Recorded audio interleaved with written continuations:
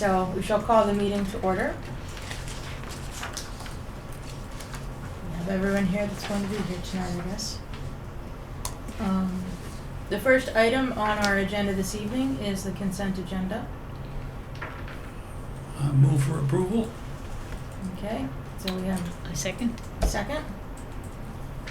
Was there any discussion of any of the items on the consent agenda before we vote to approve? No. Thought everything was in good shape. Okay. All in favor of approving the consent agenda? Aye. Okay, welcome and invitation to speak. I don't believe we had any requests, and no one is here to speak this evening. The warrant should be circulating for signatures. If you have not yet signed it, please All do done. so. Very good. We can send that back to Charlotte then. Correspondence. We had a couple letters that have gone back and forth between the Board of Selectmen and the Board of Library Trustees regarding the process of trying to fill the vacancy that's currently on our board.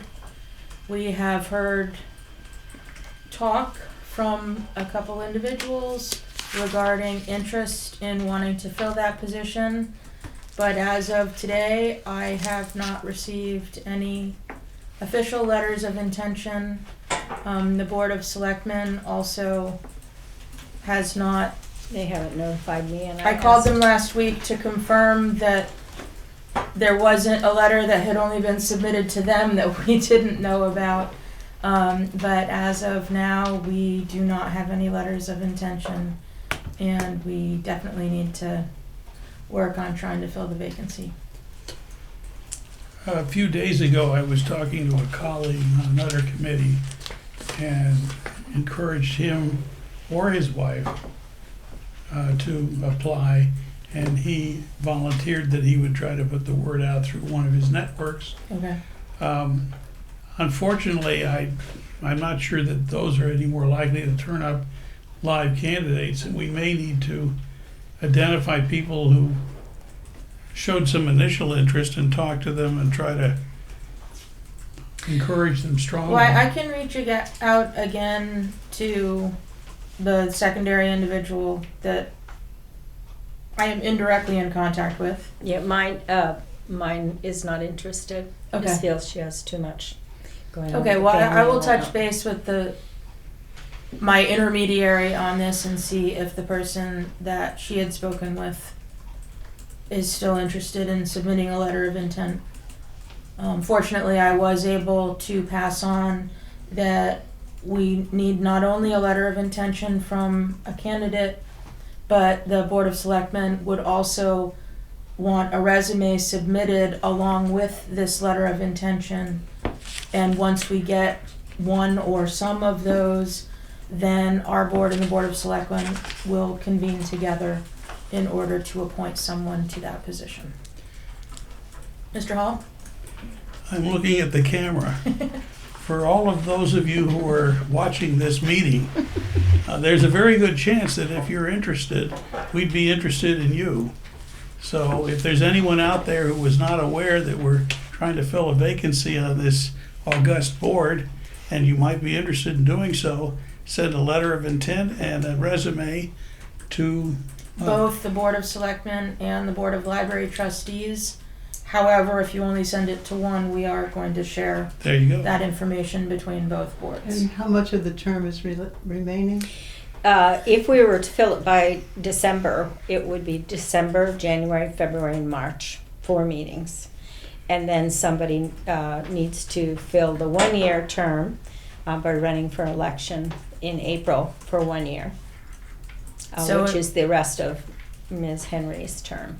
In the January, February timeframe, this individual, if they chose to continue on and fill the rest of that term, would need to collect the signatures from at least 50 registered voters in town, submit it all, and get onto the ballot for the April election. So we hope that we find some good candidates out there, and we hope that it happens soon. It'd be wonderful to have someone in place by the December meeting. Yes. Okay, moving right along to old business. I see that the first item on our old business this evening is noise in the library and teen behavior. Which has been normal, Excellent. which has been very good, actually. That's normal right now. That is a very good thing to hear. The Pasniokas digitization project. It's Lydia's working on and maybe talking with April about getting some programming around this collection. Okay. We do you stop by the second floor and you'll see that there's a plaque, a 5x5 plaque in honor of Nella Pasniokas. Very nice. There's also breaking news that on the site itself, there's now an acknowledgement of this is Pasniokas. So when you go to the historical newspaper site to access this materials, there's a statement thanking her and the Very good. family for the donation. Excellent. Well, it is definitely much appreciated. Okay. The microfilm reader, have we made any? Well, we have Progress made on some this? progress. I had hoped Brian would be here tonight. Brian was going to speak about it, but he did include something in his technology report. I reached out to many libraries, and libraries are still, they've bought something called the Scan Pro, which is not the big unit, but what it is it's a desktop and the scanner Mm-hmm. and a printer, I believe. They've recommended it highly. It's a little bit less expensive. It's about Okay. $7,800. There is definite interest out there, and the libraries that have the Scan Pro, it's a machine that can also scan other materials, I guess. It's a flatbed. Do you know much about that? I don't. It's a flatbed bed that could actually scan some bigger materials. So it could be used for other things besides just microfilm. And the other libraries that do have the microfilm reader scanner that feel that they should have it, there are lots of them, Quincy, Boston, I heard from about 15 different libraries, say that their patrons are coming with microfilm from other places, and they also are ordering microfilms to be sent to their library from other places. Okay. Could I ask a question? I know the the machines that can scan large images are rare, and the uses that I'm most familiar with are blueprints and maps. It wouldn't be that big of a bed. It wouldn't be that big? No. Okay. Because it's a bed, it's not a, So it's more of an 11 by 17, yeah, maybe? something like that. Okay. I was going to ask size-wise. Yeah, no, it wouldn't be something where you could put in a map or blueprints. I don't believe if we even were to look for some equipment like that, I just don't know if we'd have the space for it where we, Yes. where we have it. I think we'll talk about an actual purchase after we have a little bit more. I'd really like Brian to come and talk to you about it because he's Okay. done the most research. And I'd also like the reference librarians to come because they are the ones who field the questions. They're the ones who help the patrons. They're the ones who are getting the most requests, and they feel very strongly that we should have the equipment. Okay. Can I just, Ms. Cummings? on this FY19 statistical report, Mm-hmm. under microfilm, it said that in FY18, there was 69 microfilm. Does that mean it was used 69 times? No. And in FY19, 91. Yeah. What does that mean? Aren't those the ones that can be checked out? I'm not really sure. That comes from the reference department. And I It's- just kind of assumed it was. It's this. Yeah, I know, I have it in front of me. Yeah. The information comes from the reference department, it's always been on their statistics every month. And I just assumed that was microfilms, I thought that was microfilms that were paid for, that they had printed, but I know that can't be true, because I know that they get quite a bit of money sometimes. Somebody will come in and pay. Yeah, for the money 20. thing is different. There was a substantial amount of money.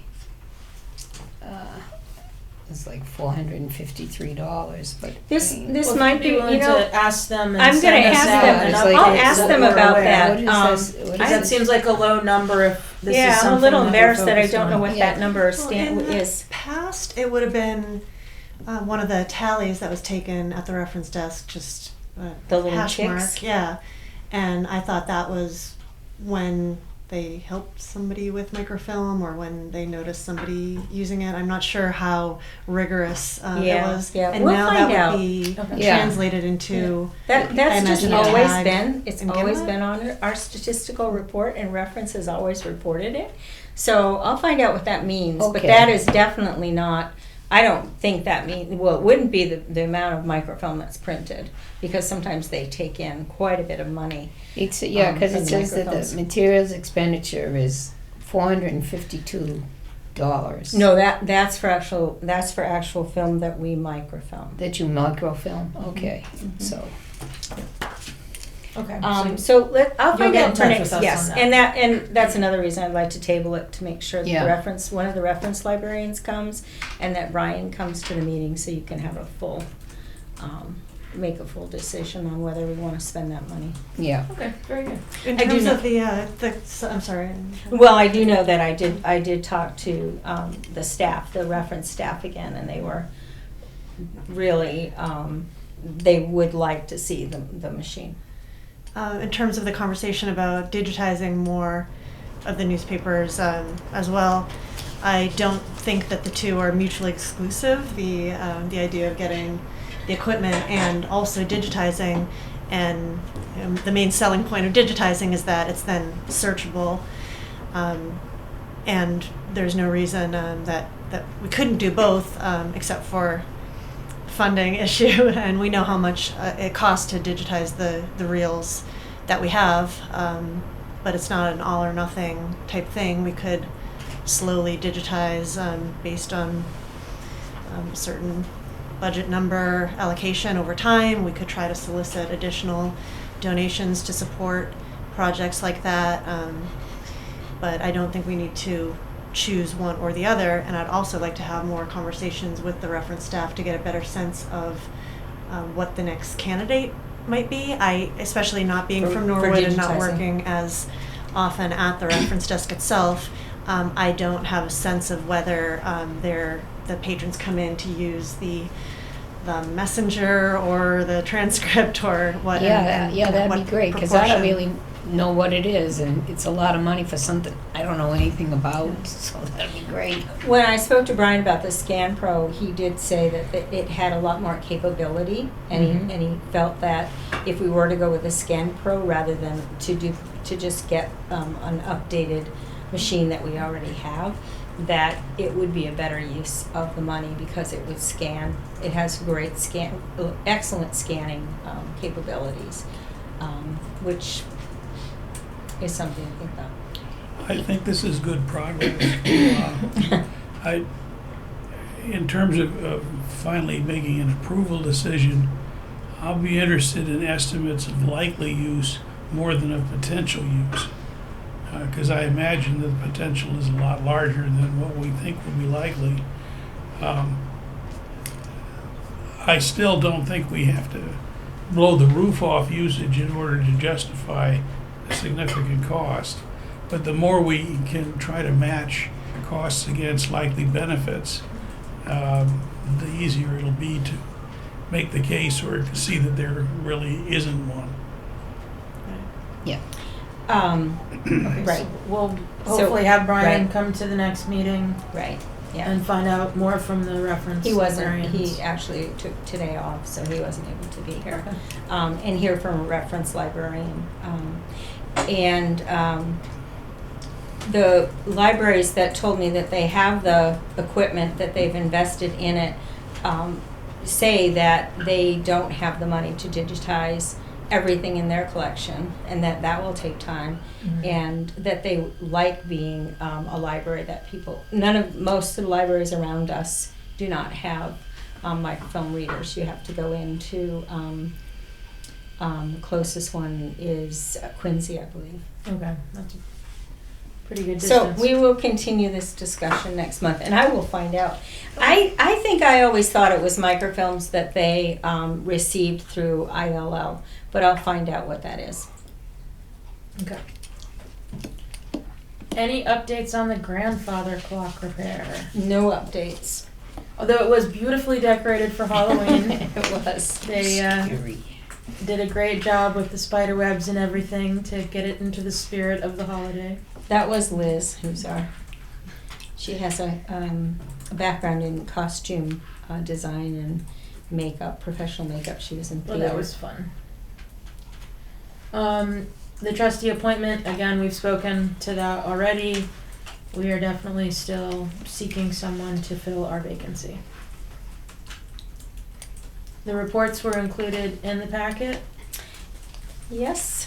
I really feel like this, the report 2019, which isn't complete, because we're waiting on October, November, and December. But in looking at, if I were to take an estimate of the 3 quarters and increase it by another quarter, I really feel like our numbers are very good for this year. Seems that we're getting a lot of use. Everyone on our staff is doing, between the programming and the outreach visits and all the other things. Children's programming is you've probably seen, is through the roof. They're really working hard. Our notary appointments, passport appointments, all of those are, increasing, which is what's important, as we've seen decreases in circulation over, the last decade of Very good. physical materials. So statistics outreach, yes. Could I say something about the reports that came in about from the children's?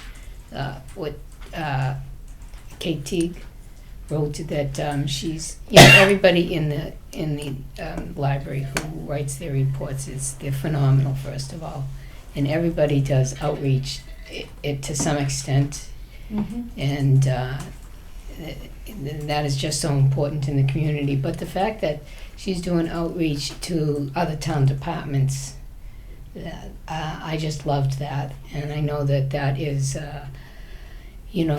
something that the town manager wants done, and that she seems like she went to that conference and they talked about it, and she picked right up on it, and she is using her past grant experience to tie that in to try to bring the other town members, staff people in to get that. I just loved that.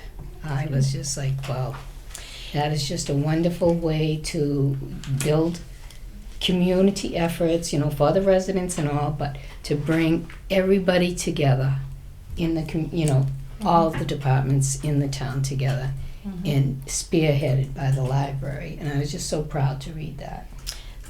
That's wonderful to hear, and I do try to let the staff know those things. Yes. But I would like to say at this point that, if you feel inclined to write and to Kate I or any I of the just staff, stopped by to Good. say hello to her, but they said no, she's not in today. yeah, she leaves. I said, oh, I'll get her later then. Yeah. Because I just read it, and I said, I'm going to stop in and see her. I have stopped by I have spoken to people in the past.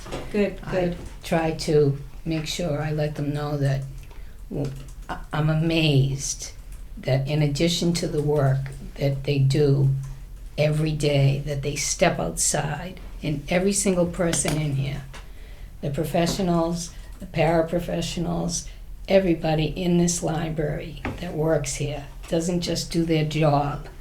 It's a vocation for them. I'm so proud of them.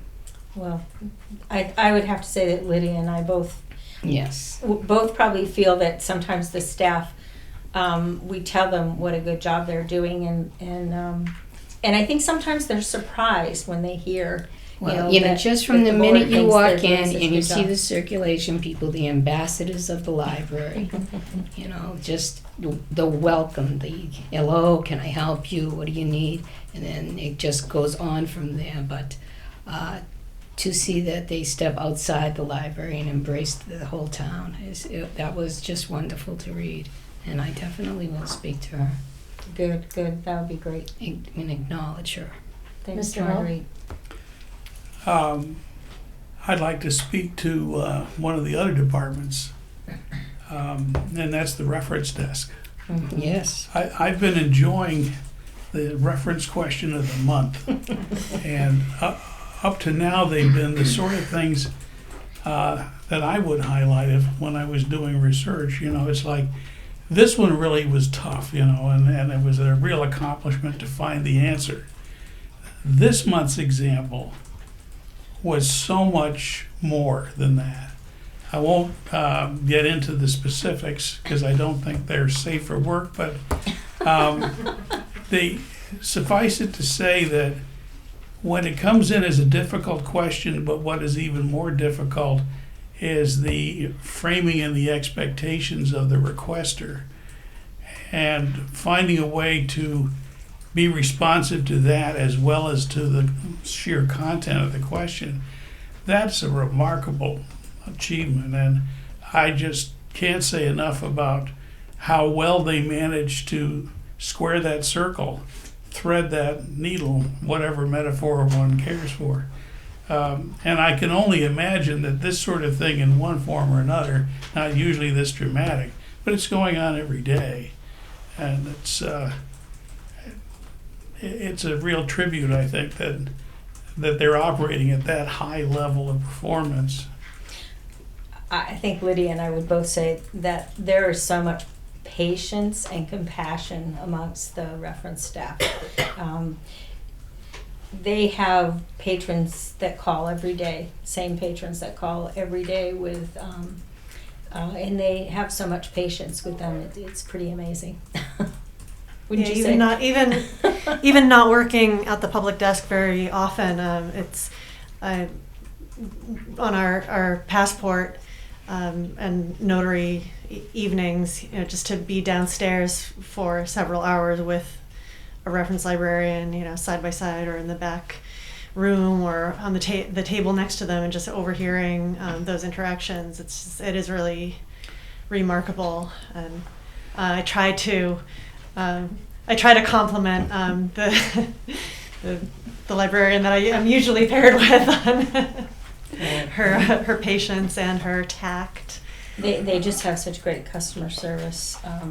I think this may be something that the outreach department and the reference department have in common, is that there are a certain number of our constituents in any town you have this, where they don't really need information as much as they need somebody to talk to who doesn't just immediately try to get them away. And if the library is providing this kind of essential emotional support for the community while also doing the job that's written up in the books, well, it's just fantastic. Today we had the census department here. April managed to do sort of a last minute census jobs workshop, and they were here from 10 to 1. And there were 3 census workers, and what they were doing is they're encouraging people to sign up. Unfortunately, to apply for jobs. Unfortunately, it did not get in the paper in time because it was sort of last minute, but we do have 3. There's one in November, December, and January, I think. Okay. But she felt it was just important to at least get it there. And she spent a good part of her day talking with the census workers and making them feel really comfortable so that they felt really welcome here as well. And we did have some people apply for jobs. Good, nice. With the census 2020. So April just took and ran with that as soon as I told her that I thought it would be a good idea, and actually there was a coordinator that came to the library, and so anyway, they really do go above and beyond all the time. Yep. Just like every other department, Even technical services rushes to get everything out to us, making sure that if somebody's waiting for a book, they work and get that book into the hands of our patrons as soon as possible, so. We're the invisible department. If you don't know that we're there, then that means everything's working really smoothly. The referees. It's best if your names are not announced. Very good. So we feel good about the statistics from FY19, and I feel even more optimistic about FY20 as we begin to count more and more things, more and more ways that we're interacting with our patrons. And Lydia's doing an excellent job. If you've read any of her reports about Gimlet, which has an interesting name, but we don't know why it got named that way. But she's parsing out that information more and more and more and more. As a matter of fact, today she wrote a letter to the staff because we've had some questions. What do we do with Census 2020 questions? Where do we put that? And so we're going to be tagging those so that we can find out how many people are actually coming in about the census as that ramps up. Okay. That'll be through next July. So this is the census will be a long process that we'll be involved in. Very good. So moving on to new business, the action plan update. Well, you will receive a copy of the action plan in the packet next month. The staff and we met, the department heads met last week, and everybody has the 2020 plan, which was filed last year, and the 2021 plan. And what they're doing is they're writing notes about the 2020 plan and what we expect to achieve by July 1st, 2020. And then the 2021 plan is the one that we have to send in by December 1st, December 4th, I think. And that one will be ready, and so you'll receive those in the packet next month. But I wanted to let you know what we were doing. It's a requirement that we file an action plan update every year, which I've done every single year, and in order to be eligible for the next round of an LSTA grant, it has to be filed. So that will be done. And I know from the harvest dinner that you are already actively working on finding people for the next long range plan and sort of using our outreach options to find different aspects of the community to make sure that we have a well-represented team when it comes to our next long range plan. We want to see if we can find some library people who have just come to Norwood, who are coming. We spoke to a couple who came to the harvest dinner who just sang our praises for 20 minutes, and I told them they'd be an excellent couple to be included in the strategic planning because they came from Newton. And so they had their own ideas of, the libraries that they've used before, and they're just absolutely thrilled with Norwood. So that's good to see, but they can also bring in some different viewpoints. So I think when we start that process late summer next year, because we're going to get the extension, so we'll be starting that process, and that process will go all the way from the fall of 20 into the fall of 21 when it's filed. It has to be filed in October of 21.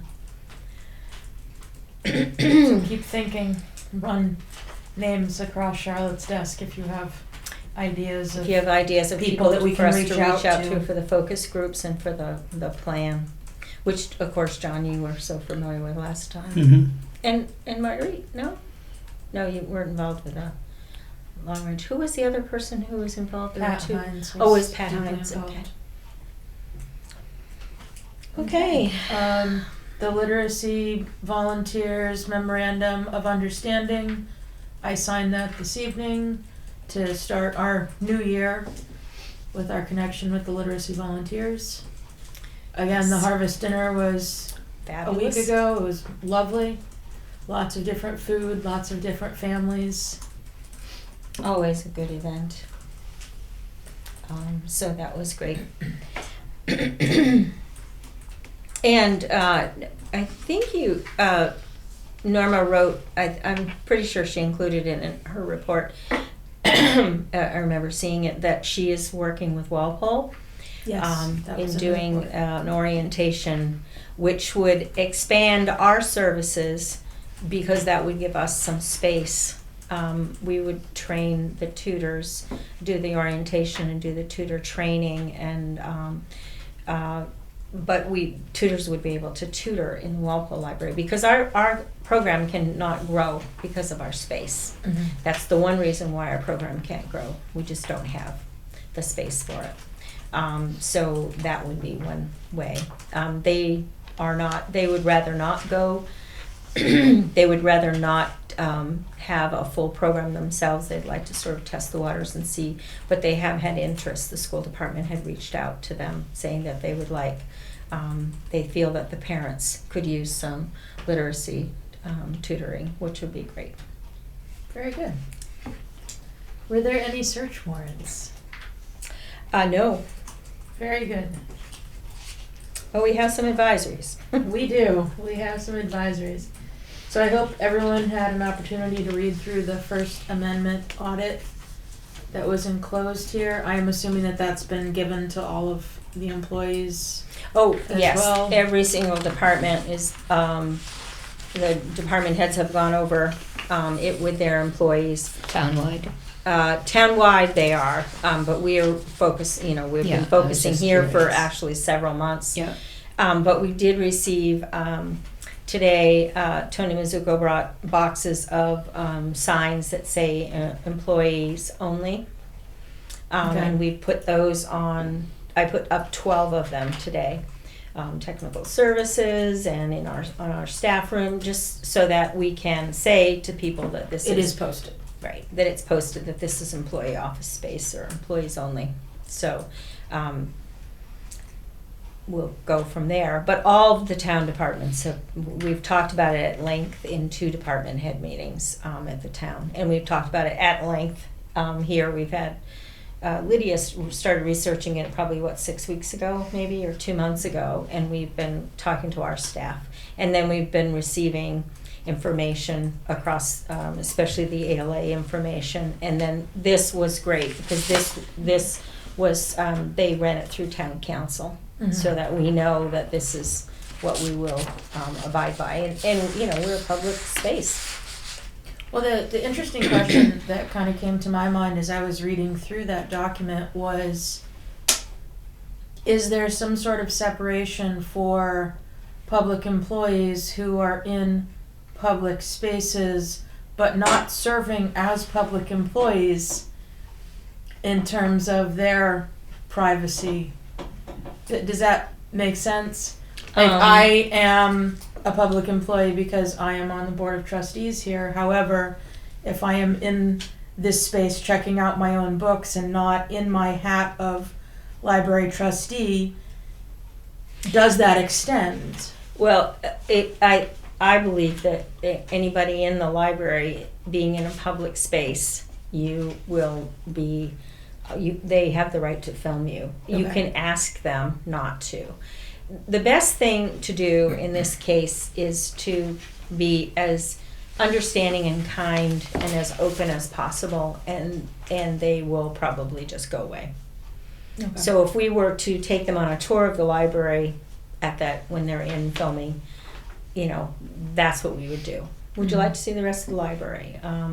But so far, what we've seen on the videos that are on YouTube, they are not going into children's rooms, Okay. and they don't seem to be going in offices. Okay. But they can film any employee at the front desk or anybody in the library. Who is the they? Who's These are a group of people called the First Amendment auditors. It's not just one group. It's there. not- Anyone can do it. So sort of citizen journalism, individuals who may or may not be loosely affiliated with some kind of organization of their own making, or something that's more formalized, but really just individuals going, not even necessarily with video cameras, even just filming with their phones, but often the point of it is to hold public officials accountable and to post the videos on social media, on YouTube in particular, and they post videos where offices have passed and where they've failed, and in terms of how to react if you should be in this situation, the thing that I recommend is to watch videos of who's done well and who has not, because the people who are filming, they talk at length about what their rights are and what the First Amendment rights are and what the law is. So you can learn a lot about what they're driving at and how not to get accidentally get Sometimes they tripped seem up. to be antagonistic, and sometimes they seem to be silent. Even the antagonism, Yeah. they're very careful that they Yeah. don't cross certain lines where they could be, somebody could have a valid yeah. accusation of harassment against them. And they know their stuff, they're very careful, and they're within their rights normally to do what they're doing. And this is, I'm really grateful that the town came together with instructions and did it in such a timely manner. I'll just add that I found out that one local town did get a warning before they showed up. The library was telephoned in advance and said that they would be receiving a First Amendment audit. So the librarians there did have time to make sure that they were on the same page and were comfortable with how to handle it if they were in the spotlight. But we have been talking to the staff for at least 6 weeks about this, and this was the last of it, was this from the town, which was great. And so now at least we have a document that, that the staff can refer to. We've got a copy in every single department. I think a couple departments have it posted on their walls, and so, I think everyone's on the same page here, which is good. So, Are there any other parts from the advisories that you would like to speak to? well, the Macmillan ebook restriction went into effect. We really, on November 1st, we have no idea what will happen with that, if Macmillan will lose, or if, you read I'm sure you read it, they feel that one of the comparisons was a movie comes out in the theater and you don't get it on DVD. You have to go to the theater to watch it. And then it comes out on DVD in a prescribed time. And that's sort of the way that they feel. They feel that everybody should not get it free for a while. And so that they're only allowing the one copy of the ebook. I'm not quite sure what the deal is with physical books. We're getting more than one copy, correct? We're still getting more than one copy of the physical books. It's just the ebooks. And then the other is the Citrus County Commissioners. And Donna, did you get a reply from me? Yes, I Okay, did. good. I'm Thank sorry. you. I was busy all weekend with the, I had the YSEALI, which is Young Southeast Asian Leadership Institute. And I had the two women, young women. One was from the Philippines and one was from Myanmar. And I brought them home with me on Friday.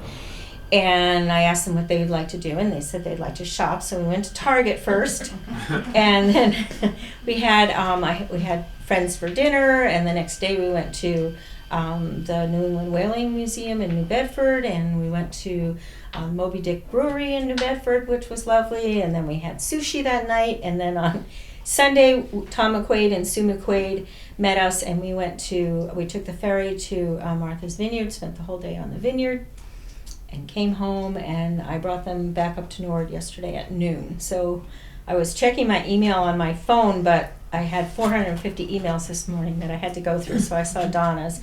And she asked about how, basically how these commissioners could possibly think that they have the right to censor library materials. And they've gotten a lot of flack. I wrote an email, I signed a petition, and I received an email from the commissioner. I can't remember, it started with a C. It wasn't Callahan, it was something similar to that.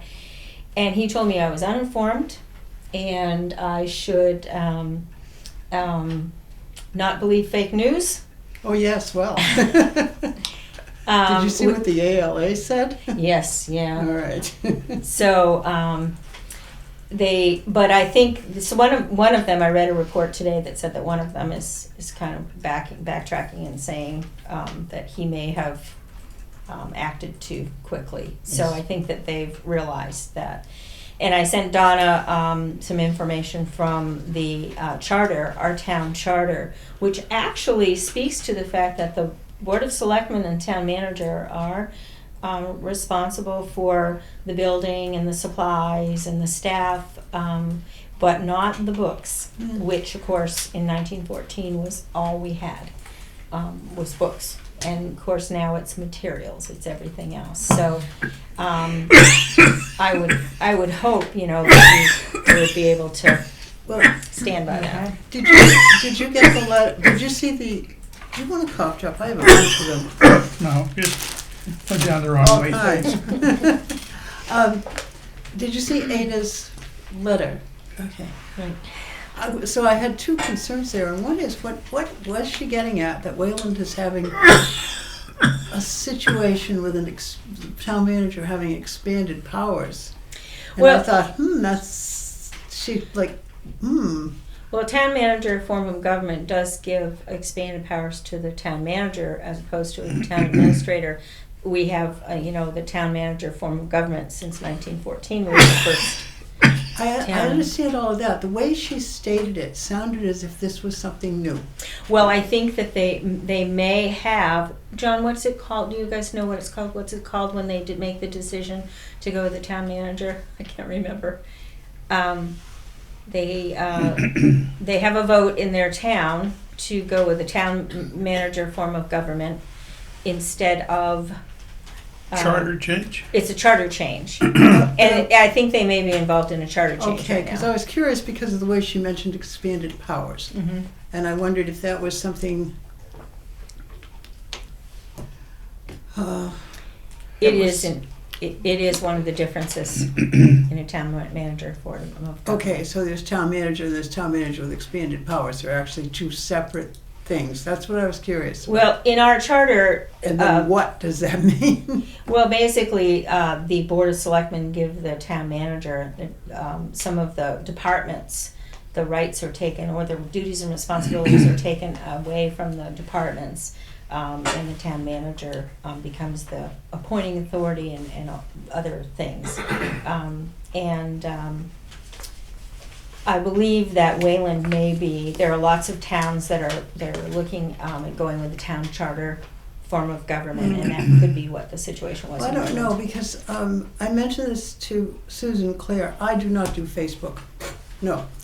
But Susan does, and she follows Norwood Now, and not Norwood Now, Progress Norwood is one. She used to follow the other one. And she said that they are discussing this on Progress Norwood, that they think there's a reach for power. Hmm. So that's what I was wondering about. Well, I mean, there considering definitely our- was a.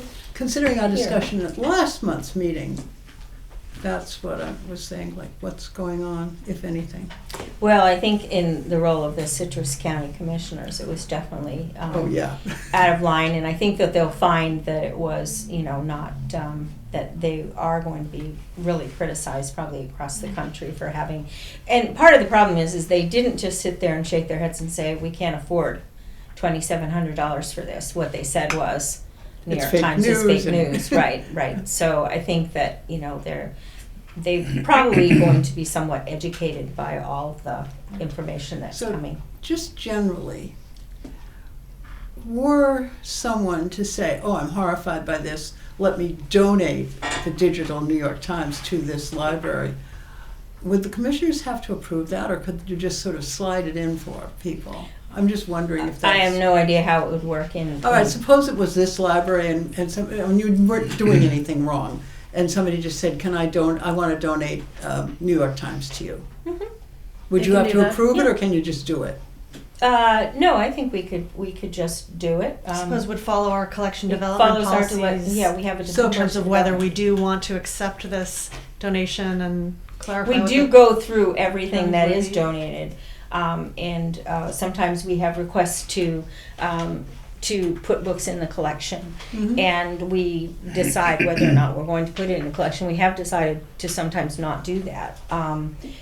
If something does not seem to be, if it's not, not have to be excellent writing, but we have said no to some items. So, someone probably could just donate this to Crystal County, and Well, actually, they did have a GoFundMe campaign, and they reached their goal. So I have no idea what's going Oh, on with good. that. No one's reached, as far as I know. I haven't reached out to the director to find out what's going on. But it is an interesting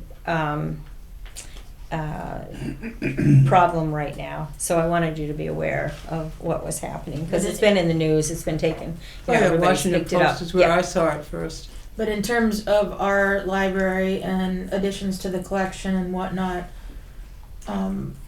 it's not so much of an access to things. There are times when our space doesn't accommodate, and there are times when suggested donations are brought to Charlotte or brought to us as a board Mhm. to decide on whether a particular item can actually fit here Mhm. or if it's available somewhere else through the system, Mhm. and therefore, it's not a done deal that all donations are going to pop out on the shelf. Right, and partly because of space. Mr. Hall. I'm trying to imagine Donna's strategy applied from the other side. Somebody says, I'm willing to donate, free subscriptions to the most conservative, not serious journalism publications they can find. And you say, well, we don't have money, or we don't have space, or whatever. And they say, that's not the reason you're doing this. Well, I think we would have a real thoughtful conversation. We might even include the board if it became something like that. We've never really had anything. We have had a few self-published works that we decided not to include in our collection, mainly because of the quality. And that's a good thing. I'm just thinking in this litigious society that it might not hurt to think about it in advance.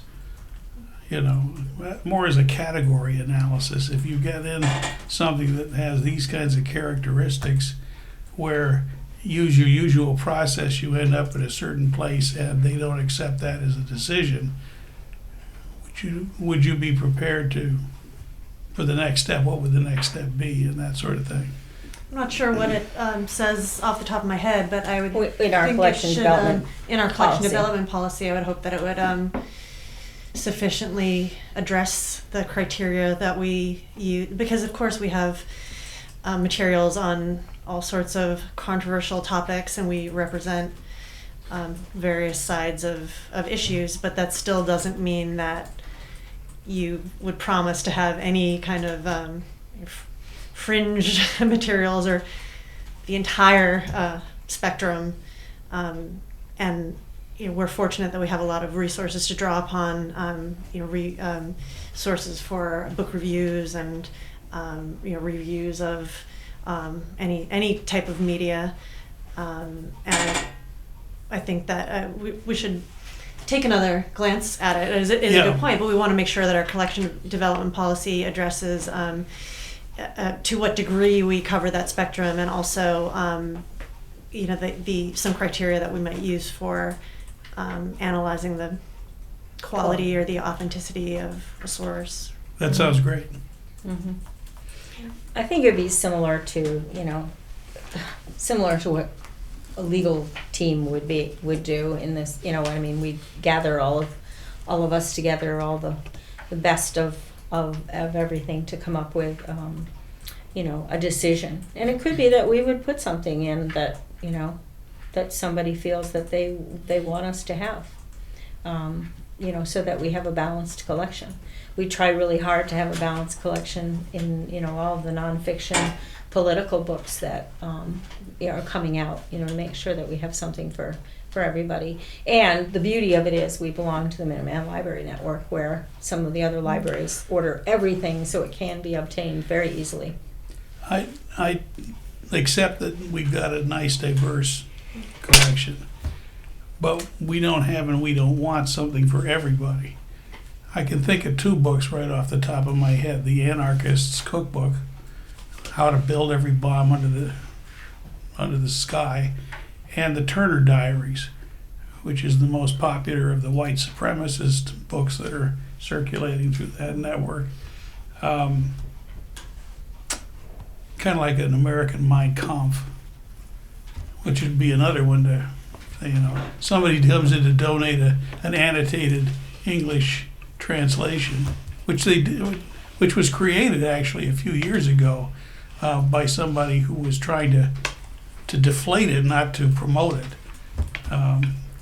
What I'm thinking is that most of the examples that I can think of were people who wanted to get something out of the collection.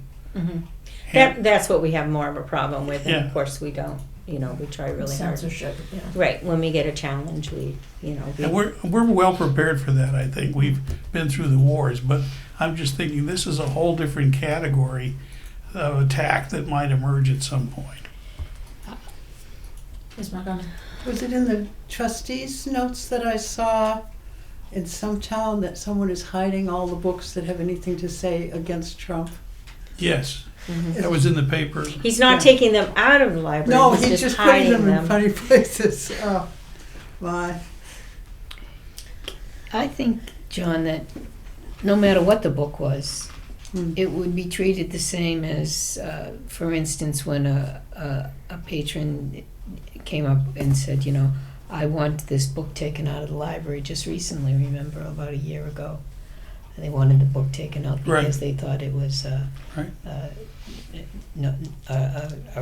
had racial slurs or racial The Skippy John undertones. Jones. Yes, thank you. And I think any book that comes would be treated exactly the same way. And that if it was felt that, it did not meet any valid educational, any substantial, it had no validity, authenticity. I think that we, the librarians could present it and we could Mhm. make our own decision. I think it would be just the exact same process. I think that process works. Mhm. Well, the majority of donations that we receive go to support the Friends of the Library and go into the book sale, and we build our collection mostly through our materials selection process, I mean, do you following the policy. Yeah. So we don't the donation Do you- base isn't really a significant source of how we build our collection. So it would be hard to make a case that we would be censoring by neglecting to add a donated item to our collection. It's the exception rather than the rule that we add a donated item to the collection. All of that's true. My thinking though is, we could get crosswise with a group that doesn't accept our definition of authenticity or validity or anything like that, and thinks that our process it does not provide fair consideration of the works that they want to donate, and are inclined to go immediately to court to have that sorted out. Maybe that if you get somebody like that, that's what's going to happen. it just, I prefer to be prepared as well as one can be prepared, even for highly unlikely threats. Could start going to court or going to YouTube. Well, the ALA also has guidelines. Yeah, for collection and Wonderful. development. So it would be a thoughtful process that we go through. We certainly wouldn't make a rash decision like the Citrus County commissioners No. did. They About set a low anything. bar. Yeah, I know, and they unfortunately, I guess they were probably even on video, which was probably not the best. So anyway, that's become national news. So I just wanted to make sure that you read. But every day there are new news articles about that and the Macmillan ebook restrictions. And ALA came out with 3 statements, which is good. We were waiting for all 3 of them actually. We had been asking for them. And then there was the National Endowment for the Humanities Rural Modern Library that the NEH that I wanted you to read. So you had your reading cut out for you this month. Very good. At this point, And okay. Mm-hmm. oh, go ahead. I just wanted to add that I corrected the date for January. I had it as 2 different dates. Lydia pointed that out. Last month I had it 2 different dates. One was on the agenda and one was on the packet. Okay. And so I just want you to make sure that you know that it's January 21st.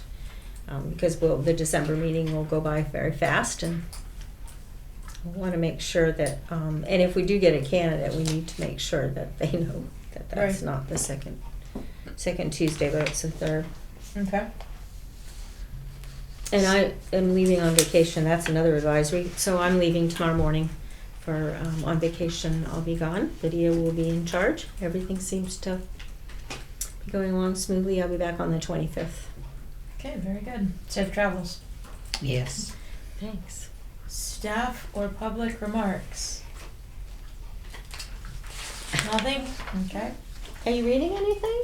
I am reading something. What are you reading? Would you like to share with us what you're reading? I'm reading Cutting Edge, and it's a anthology of short stories by women writers, and it's edited by Joyce Carol Oates. It's interesting. I came across it when I was working in tech services, so That's a perk. Either of those departments works, Nicole. Circulation or tech services. Yes, lots. I don't know how you guys I have don't many take lists. everything home. Trustees' remarks, Mr. Hall. My recommendation is the comic book Criminal by Ed Brubaker and Sean Phillips. It's a sort of an episodic, very 40s noir style comic book. And I'm recommending it in part because they've had some collections, and one of the collections, here we go. The collection called My Heroes Have Always Been Junkies was selected among Newsweek's Best Comic Books of 2018, something called Thrill List's Best Comics and Graphic Novels of 2018, and it's an Eisner winner, which is a science fiction for Best Original Graphic Novel. So I figure if you're going to read something, not bad to start with this one. I will leave you this. And I'm reading them a little ahead of that. The other thing I wanted to have as my remarks is some news from the world of science fiction, some interconnected stuff. You may remember last year about this time I mentioned that May I have your attention, please? The library will be closing at 9 o'clock. If you have any material to check out and you don't have a library card, please come to the circulation desk at this time. No cards will be issued after 8:45. All the public computers and printers will begin shutting down 10 minutes before closing. Please plan your work accordingly. Thank you. you're welcome. Last year about this time, I was commenting on the voting for the Hugo Award in science fiction. And they have 4 main categories: novel, novella, novelette, and short story. And a female writer won every one of those categories. Wow. So here we are, 2019, and not only are the winners all female, but in every category, 5 of the 6 finalists are female. Nice. Now, this connects up with some other stuff that was happening at the same convention. One of the awards that they have is named after legendary editor John Campbell, and it's for new writers. The winner was a writer named Janet Ing, and her speech was all about how Campbell was a fascist. And she was not using the term casually, but precisely. So, a couple things happened after that. Cory Doctorow, who is a former winner of that award, wrote a column saying Jeanette Ing was right, John W. Campbell was a fascist, and he's got all kinds of detail. Then Read about this. the convention voted to rename the award Oh. because the perceptions of this as a problem had gotten more extensive. Popular thing to do these days. Comics have no sense of humor. Well, read that and see it if that's how you feel. Yeah. Now, the last thing I'll mention about all this is that several years ago, a white supremacist group within science fiction fandom made an attempt to hijack, by block voting, the Hugo Awards. And it was ultimately blocked by turning out people to vote for no award. That then became the only thing that won. Some very nasty trolling stuff back and forth.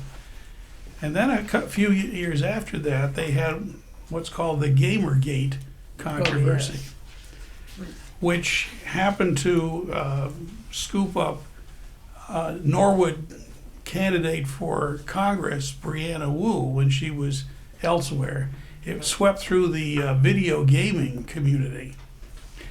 And so you had these 2 incursions into the science fiction community from the extreme right. And you can look at this as not only triumphing over that, but if you will, turning the culture on its ear.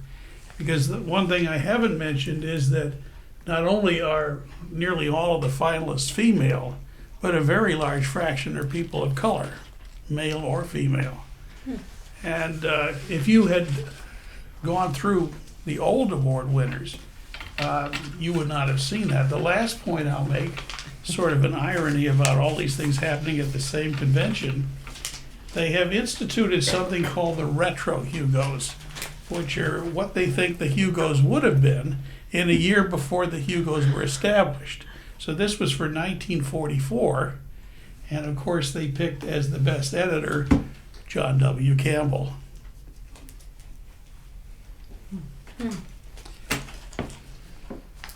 Well, John, you certainly widen our reading tastes. Miss Cummings. Mine is just so poor right now. I'm embarrassed to Don't worry, I'm say feeling the same way. I read another silly book. I'm telling you about the Night Visitor. It was on the 14-day book. Steve Reed? Carol Goodman, about a man, a little boy and his mother who ran away from home after, as it turns out, they killed their father. the father, but actually they didn't kill the father, and actually she wasn't his mother, and on it went. Is this fiction or nonfiction? Of course it was Fiction. fiction. I can't. Well, you I have to ask. You know, after I read the genocide book and the other books, I thought, oh, this looks so good. I thought it was sci-fi, and then, you know, because it seemed it. You poor thing. And then, no, no. Anyways, You finished it? oh yeah, I did. And he wasn't dead, and he came back and he terrorized them both. And the poor social worker was very nice, who tried to help them also. But she actually turned out to be the protagonist. Oh, jeez. Well, let's hear it for those 70-year-old women that look like they can't walk up a hill, but those canes come in handy. So I loved her. Yeah. Yeah. Top that. Well, I can't top it, but I somehow missed the Enron scandal. 9/11 had just happened. I had a new job. I had moved to New Hampshire. My life was brand new in lots of different ways, and I knew the names, Jeffrey Skillings and Kenneth Lay, and that's about all. And there's a podcast out about Enron that I listened to, and which led me to a lot of books. One's called Power Failure: The Inside Story of the Collapse of Enron, and The Smartest Guys in the Room, which actually is a documentary as well. But what happened with most of these books is they were all written right afterwards, like 2002, 3, 4. So a lot of them didn't go forward to say what happened, with Kenneth Lay and Jeffrey Skillings and the rest of the cast of characters. So it's just I don't know why, it's just captured my fancy. And then I just picked this one up, The Chicken Shit Club: Why the Justice Department Fails to Prosecute Executives, because I want to know more about white collar crime is just not prosecuted in this Who's country. the author on that? Jesse Eisinger, Okay. who won the Pulitzer for something, I'm sure. So I don't think it's for this one. So anyway, that's what I've been reading and listening to, and audiobooks. Lydia. Well, I just started listening to Educated, the Tara Westover, because I saw that it was there available on audiobook. Better snag it right now. It is a book that Patty Bailey has been intending to do for the Turn the Page book club for quite some time, and anytime she thinks that she can schedule it, the copies all throughout Minuteman are still just in heavy rotation. And so she doesn't want to schedule it until, there'll definitely be plenty of copies of book or audiobook or the ebook copies in Overdrive or Libby to be able to satisfy all the, because that'll be probably a very popular session of the book group when the time comes. So knowing how popular it was and how high demand, I snagged it, and I've been riveted so far. It's up my alley, the sort of true, and I like true crime. It's not crime so much, but Nonfiction. Nonfiction about something kind of strange and disturbing. True yuck. Is true yuck is up my alley. So I'm digging it so far. Okay. Good. Who's not coming? Okay, so I really was going to just talk about one book, but what you had to say opened brought the me door, to yeah. the book I'm reading at this very moment is Nobody's Victim by Carrie Goldberg, and it's about pervs, trolls, Nazis online and how dark it is. And so you addressed that, but I've been thinking about it when you said, the cameras in the library and the things that are in this book about how these troll people go out and they'll take pictures of anybody. They'll take a picture of you, right? And they will take you right at this table. They'll remove the table, they'll put you naked, and they put you online, and oh my God. That's just Really? the saddest Okay, thing so- I ever heard. Really. That's terrifying. Not terrifying, just sad. I mean, I'm telling you. So, and when you, Marguerite, when you had said you had read The Sandcastle Girls or couldn't read it, No, I read it. I I'd read say, it. oh, Every I would word. like- Every so word. I not only read I was that. looking for it like a joke, one pun, one. I not No. only read that, I've already done 2 documentaries and a movie on the thing. And as a result, you know how your brain plays tricks on you sometimes? I had finished all of this, and then they announced that they are going to recognize the genocide. And I think that's our fault because we've been reading this. Oh no. The book I wanted to talk about was Ashton Carter, The Five-Sided Box. And it's talking about when he was Secretary of Defense under Obama. Oh my goodness, just the amount of knowledge they have to have, the way that he makes sure that he's presenting things in such a way that he will be correct, and that everybody will agree with him. And I was just so impressed with, it wasn't the political business of it, it was the ability. And he had a double major in college, one of which I think was political science. I don't know what that was. But the other one was medieval history. And you could see throughout this book where the medieval history actually helped him in this job, which you would not think. It was just absolutely wonderful book. That's Justin Carter. Austin. Ashton. Ashton. Ash for short. Yeah. Ashton Carter. Ash Carter. Five-sided box, the Pentagon. Oh, okay. Gotcha. Okay. Well, if you are looking for a fun, silly read, Okay, here we go. Let me get. I'm writing it in 2 my fun, places. silly read choice of the month was You've Been Volunteered. Somehow that name That's up your alley. totally clicked with me by Yeah. Lori Gelman. And it is indeed about a mom with kids in school who ends up being voluntold of some of the activities that she will be doing at the elementary school. And it has plenty of good opportunities for laughter throughout it. So I definitely would recommend it if you're looking for something a little bit It's your homework. different and fun. I know. If you're looking for something that's more in your usual genre, Well, of, instead of reading crime, cookbooks, I have to graphic, just etc. resort to my cookbooks. I also read Old Bones by Douglas Preston and Lincoln Child, who are 2 of my favorite authors that write together.